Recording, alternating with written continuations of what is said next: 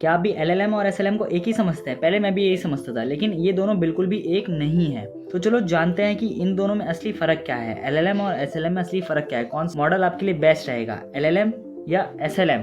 किस लिए यूज़ होते हैं, कैसे काम करते हैं और कैसे इसका यूज़ करके आप अपने काम को और ज़्यादा आसान बना सकते हो। फिर चाहे आप बिगिनर हो, स्टूडेंट हो या बिजनेस करते हो, ये वीडियो आप सबके लिए है। तो चलो समझते हैं बिना कन्फ्यूजन के कि एलएलएम और एसएलएम में क्या डिफरेंस है और इसकी बाकी चीज़ों के बारे में। सबसे पहले देखते हैं व्हाट इज़ एसएलएम। एसएलएम का मतलब स्मॉल लैंग्वेज मॉडल, जो छोटा, ज़्यादा टारगेटेड, मतलब एक स्पेसिफिक काम के लिए और फास्ट एआई मॉडल होता है। ये आसानी से किसी भी फ़ोन, लैपटॉप या कम रिसोर्सेज वाले डिवाइस पे चल जाता है, जैसे कि मोबाइल और लैपटॉप। इसे चलाने के लिए कोई भी पावरफुल जीपीयू या हार्डवेयर की ज़रूरत नहीं पड़ती है। इसे ऐसे समझो कि जैसे चैट जीपीटी ही समझ लो, लेकिन छोटे साइज़ का। ये काम बहुत तेज़ी से और सही तरीके से करता है, जो इसकी एडवांटेज है। अब देखते हैं कि how does SLM work. Small language model काम कैसे करता है? तो जो स्मॉल लैंग्वेज मॉडल होता है, ये भी एक न्यूरल नेटवर्क या ट्रांसफॉर्मर मॉडल जैसा ही होता है, बिल्कुल एलएलएम मॉडल की तरह, पर कम पैरामीटर्स पे। अगर सोचो कि एलएलएम में बिलियंस ऑफ पैरामीटर्स होते हैं, तो एसएलएम में सिर्फ मिलियंस पैरामीटर्स होंगे, जो कि एलएलएम से कम होंगे। एसएलएम एक छोटा जनरेटर समझ लो, जो एक ही काम करता है लेकिन परफेक्टली करता है, इसलिए ये ज़्यादा फोकस्ड होता है। सिर्फ एक स्पेशलाइज्ड काम के लिए ही एसएलएम को यूज़ किया जाता है। तुमने देखा होगा जब भी हम एलएलएम मॉडल बनाते हैं, फॉर एग्जांपल अगर हमने चैट जीपीटी बनाया तो वो जनरल पर्पस के लिए बनाया हुआ है, तो उसे उस हिसाब से जनरल पर्पस के लिए फाइन ट्यून करना पड़ेगा। ठीक उसी तरह कोई भी मॉडल बनाते हैं, उसे फाइन ट्यून करना पड़ता है हमारे स्पेसिफिक टास्क के लिए। उसी लिए एसएलएम यूज़ होता है, जो एक स्पेसिफिक टास्क के लिए, एक स्पेसिफिक नीड्स के लिए ही होता है। इस वजह से वो लोकल डिवाइसेस पे भी चल जाता है, क्योंकि उसे कोई सर्वर्स की ज़रूरत नहीं पड़ती है, कोई पावरफुल जीपीयूज की ज़रूरत नहीं पड़ती है, और प्लस उसे कोई इंटरनेट कनेक्शन की भी ज़रूरत नहीं है। वो लोकल डिवाइस पे भी आसानी से चल जाता है। और एलएलएम जो होता है वो हर तरह के सवाल जवाब कर सकता है, लेकिन जो एसएलएम होता है स्पेसिफिक काम में माहिर होता है, जैसे समराइजेशन, ईमेल सॉर्टिंग या basic chatbot, customer support etcetera. तो अब देखते हैं वाई वी नीड एसएलएम। हमें एसएलएम की ज़रूरत क्यों है? तो देखो, जो काफ़ी टास्क होते हैं ना, वो बहुत रिपीटेटिव टास्क होते हैं डेली, जैसे कि नोटिस पढ़ना हो गया, एक ही फॉर्मेट में डेटा देना हो गया, ईमेल सॉर्टिंग करना हो गया। तो ये जो रिपीटेटिव टास्क होते हैं ना, इन्हें ऑटोमेट करना होता है। तो उसके लिए हम बनाते हैं एआई एजेंट्स। तो एआई एजेंट्स में एसएलएम का यूज़ करते हैं, इसलिए क्योंकि इसमें जनरल नॉलेज की ज़रूरत नहीं होती है या फिर कोई क्रिएटिविटी की ज़रूरत नहीं होती है। तो जो एसएलएम होता है वो बहुत तेज़ी से और कम कॉस्ट में काम कर देता है, क्योंकि उसके लिए पावरफुल हार्डवेयर की ज़रूरत नहीं होती है। और एसएलएम बना ही इसीलिए होता है कि वो जो रिपीटेटिव टास्क होते हैं उन्हें ऑटोमेट कर सके। और एसएलएम का सबसे बड़ा फ़ायदा ये होता है कि उससे प्राइवेसी बनी रहती है और कम कॉस्ट में काम हमारा हो जाता है, और ये ऑफलाइन डिवाइसेस पे भी चल जाता है। और ऐसे एरियाज जहाँ पे अभी भी नेटवर्क अच्छे नहीं हैं, वहाँ पे भी एसएलएम बहुत बढ़िया काम करेगा। और अब देखते हैं इसके कुछ यूजेस। तो यहाँ पे तुम देख सकते हो एसएलएम के यूजेस कि रियल टाइम चैटबॉट या ऑफलाइन के लिए, वॉइस असिस्टेंट के लिए, ईमेल सॉर्टिंग के लिए, और किसी इंडस्ट्री स्पेसिफिक काम के लिए कस्टमर सपोर्ट हो गया, और आईओटी डिवाइसेस के साथ, होम गैजेट्स के साथ, इन सब जगह एसएलएम यूज़ होता है, क्योंकि यहाँ पे क्रिएटिविटी और जनरल नॉलेज की ज़रूरत नहीं पड़ती है। एक फिक्स्ड काम को ऑटोमेट करना होता है, एक रिपीटेटिव काम को ऑटोमेट करना होता है, तब हम एसएलएम का यूज़ करते हैं। अब हम देखते हैं व्हाट इज़ एलएलएम। एलएलएम मतलब लार्ज लैंग्वेज मॉडल।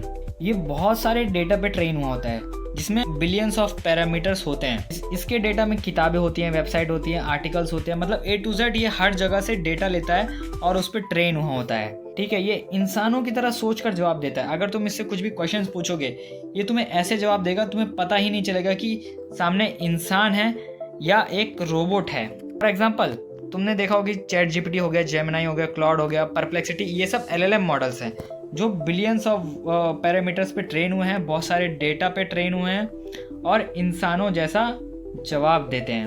अब देखते हैं how does LLM work. LLM जो है, लार्ज लैंग्वेज मॉडल जो है, वो बिलियंस ऑफ वर्ड्स पे ट्रेन हुआ होता है। ये डीप न्यूरल नेटवर्क और ट्रांसफॉर्मर आर्किटेक्चर का यूज़ करता है अपने आप को बेहतर बनाने में, और बेहतर आंसर करने में, और बेहतर समझने में कि हम क्या इनपुट दे रहे हैं और उसका अच्छे से आंसर करने में। तो ये मॉडल होता है वो पैटर्न को पकड़ता है, मीनिंग समझता है, उसे समझता है कि सामने वाला क्या पूछ रहा है और उस हिसाब से आंसर करता है। जब भी हम इसे इनपुट देते हैं तो ये उस इनपुट को टोकन में तोड़ता है, उन्हें कन्वर्ट करता है और छोटे छोटे पीस में समझने की कोशिश करता है कि हमने क्या बोला है। फिर उसी हिसाब से अगला वर्ड प्रिडिक्ट करता है और हमें एक बहुत बड़ा पैराग्राफ कह लो या आंसर कह लो, वो बना के देता है। ये ऐसे होता है जैसे कि हम दोस्त से बात कर रहे हों। ये कॉम्प्लेक्स सवालों का जवाब भी बहुत आसानी से दे देता है। वो कैसे दे देता है? क्योंकि जो हमारा इनपुट होता है उसे ये वर्ड बाय वर्ड टोकन में तोड़ता है, उसे टोकन में कन्वर्ट करता है, फिर उसे समझता है। कैसे समझता है? जो ट्रांसफॉर्मर आर्किटेक्चर होते हैं और डीप न्यूरल नेटवर्क होते हैं उसकी मदद से समझता है।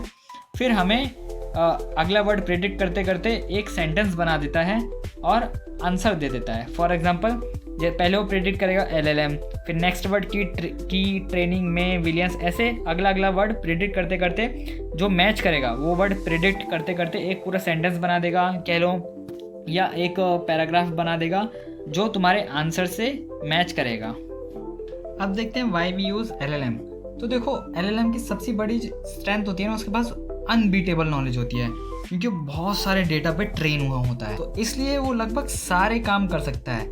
फिर चाहे वो ईमेल लिखना हो, कोडिंग करना हो, या कोई रिसर्च करना हो, या किसी वीडियो के लिए स्क्रिप्ट भी लिखना हो, या कोई डेटा एनालाइज करना हो, लगभग वो सारे काम कर सकता है। इसलिए जब भी हमें ज़्यादा नॉलेज, कॉन्टेक्स्ट या क्रिएटिविटी चाहिए होती है तो हम LLM मॉडल्स का यूज़ करते हैं। फॉर एग्जांपल, अगर मुझे अपने वीडियो के लिए स्क्रिप्ट लिखवानी है तो मैं LLM मॉडल का यूज़ करूँगा, क्योंकि ये यहाँ पे क्रिएटिव काम हो रहा है। अगर कोई भी रिपीटेटिव टास्क ऑटोमेट करना होता है तो हम SLM का यूज़ करते हैं, लेकिन हमें यहाँ पे क्रिएटिव काम करना है तो हम LLM का यूज़ करेंगे। और या फिर कोई नॉलेजेबल काम करना होगा तो भी हम LLM का यूज़ करेंगे, ठीक है। इसलिए ये business, health care, legal, marketing, customer support और ऐसे बहुत सारी चीज़ों में अपना बहुत ज़्यादा इंपॉर्टेंट रोल प्ले करता है, क्योंकि इसके पास इमेंस डेटा है, बहुत सारा डेटा है इसके पास और बहुत सारी नॉलेज है। ये क्रिएटिव काम भी बहुत आसानी से कर देता है। यहाँ पे तुम देख सकते हो इसके और भी सारे यूजेस, जैसे कि content creation, code generation, customer support, इन सब जगहों पे भी ये LLM यूज़ होता है। पॉज करके पढ़ सकते हो। तो अब देखते हैं how both of it deployed, कैसे LLM और SLM डिप्लॉय करते हैं, कैसे काम करते हैं, कैसे चलते हैं। तो जो LLM होता है उसको क्लाउड सर्वर चाहिए होता है चलने के लिए, क्योंकि बहुत सारा डेटा होता है उसके पास जो कि एक किसी डिवाइस में स्टोर नहीं कर सकते, इसलिए हमें उसके लिए क्लाउड सर्वर्स चाहिए होते हैं। LLM के लिए बहुत पावरफुल कंप्यूटर्स और GPUs चाहिए होते हैं, क्योंकि अगेन उसके पास बहुत सारा डेटा होता है, उसको एक ही टाइम पे बहुत सारा डेटा प्रोसेस करना होता है, इसलिए उसके लिए पावरफुल GPUs चाहिए ही चाहिए। LLM जो है ऑफलाइन नहीं चल सकता, क्योंकि वो सर्वर से कनेक्ट होता है। तो अगर उसको तुम अपने डिवाइस में एक्सेस कर रहे हो तो उसके लिए तुम्हें डेटा चाहिए ही, इंटरनेट चाहिए ही पड़ता है, ठीक है। लेकिन जो हमने पहले भी बात की थी, जो SLM होता है वो किसी भी डिवाइस पे आराम से चल सकता है, क्योंकि वो एक छोटा होता है और एक रिपीटेटिव टास्क को ऑटोमेट करता है, जो कि उतना ज़्यादा पावरफुल काम नहीं करता है, तो किसी भी डिवाइस पे आराम से चल सकता है। लेकिन अगेन जब भी हमें क्रिएटिव काम या कॉन्टेक्स्ट या ज़्यादा नॉलेज की ज़रूरत पड़ती है तो हम LLM का यूज़ करते हैं, और जब भी हमें कोई एक रिपीटेटिव टास्क ऑटोमेट करना होता है हम SLM का यूज़ करते हैं। देखो, LLM का इतना पावरफुल होने के साथ साथ उसकी कुछ लिमिटेशंस भी हैं। तो चलो पहले उन लिमिटेशंस के बारे में बात कर लेते हैं, क्योंकि ये बहुत ज़्यादा ज़रूरी है। सबसे पहले है LLM बहुत ज़्यादा कॉस्टली है, क्योंकि हमें उसके लिए सर्वर्स और GPUs रेंट पे लेने पड़ते हैं और ख़रीदने पड़ते हैं, इसीलिए। सेकंड है प्राइवेसी कंसर्न।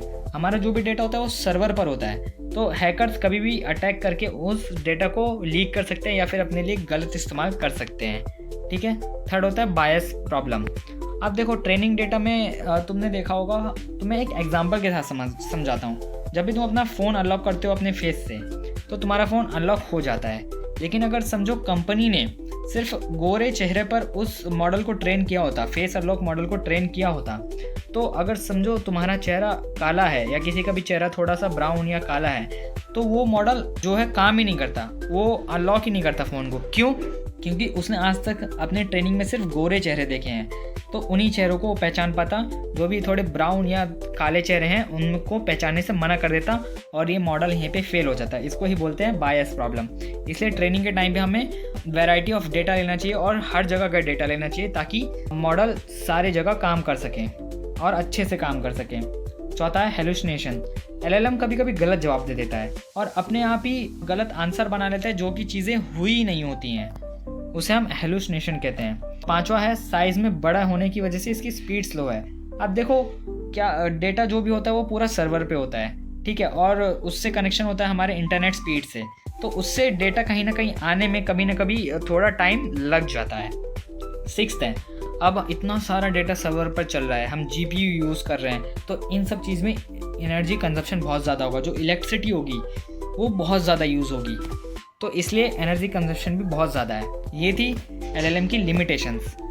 अपना कीमती समय निकाल के वीडियो को देखने के लिए बहुत बहुत धन्यवाद। वीडियो को लाइक, शेयर और चैनल को सब्सक्राइब कर लो। आगे और भी ज़्यादा इंटरेस्टिंग वीडियोज़ आने वाली हैं और भी ज़्यादा नॉलेजेबल वीडियो आने वाली है, सो स्टे ट्यून्ड।